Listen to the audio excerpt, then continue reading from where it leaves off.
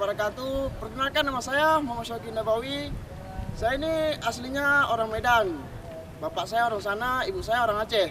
Jadi kebetulan saya ini baru beberapa hari kemarin pulang ke Medan.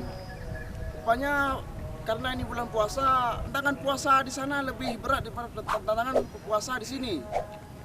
Kalau di sini palingan tantangannya pas puasa, tantangannya ya paha ayam.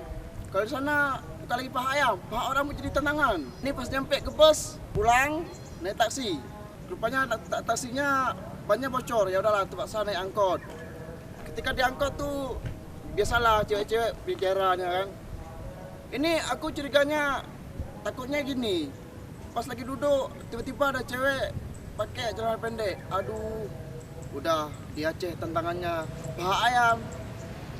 Di sini tantangannya paha orang. Ya udahlah, aku ini selaku anak syariah kan, anak Aceh kan anak syariah. Ya udah aku tutup ya muka matanya.